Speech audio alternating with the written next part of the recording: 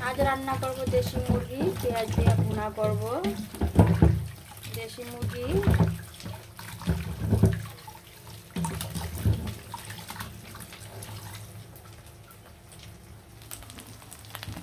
আর এদিকে বসা দিলাম পেঁয়াজ।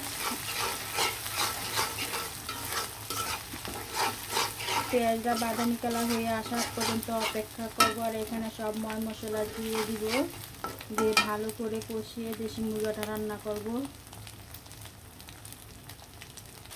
এখানে কিন্তু সব ময় মশলা দিয়ে দিলাম, হলুদ, মরিচ, ধনিয়ার গুঁড়া, জিরা, গরম মশলা দিয়ে ভালো করে মশলাটা সুন্দর করে কষিয়ে নিলাম।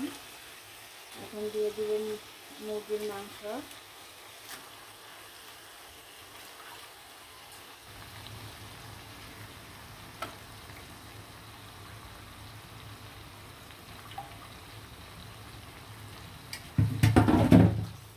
ভালো করে নাড়াচাড়া দিয়ে মশলার সাথে কিন্তু মিশিয়ে নেব।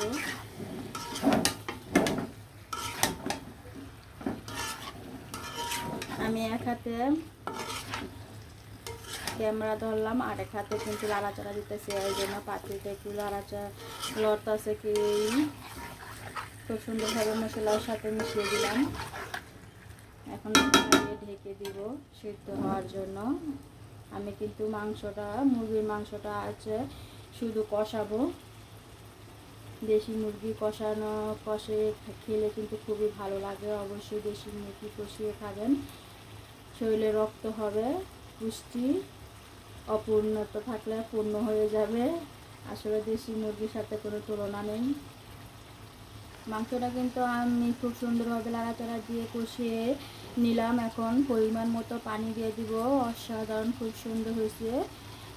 পানিটা একটু হালকা দিব যাতে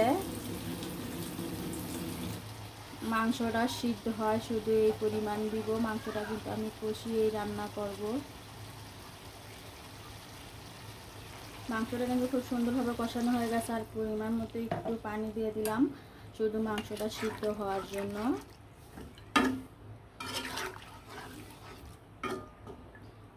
কষানোর পর কিন্তু পরিমাণ মতো একটু পানি দিয়ে দিলাম। এখন মাংসটা সিদ্ধ হবে, ঢাকনা দিয়ে দিব।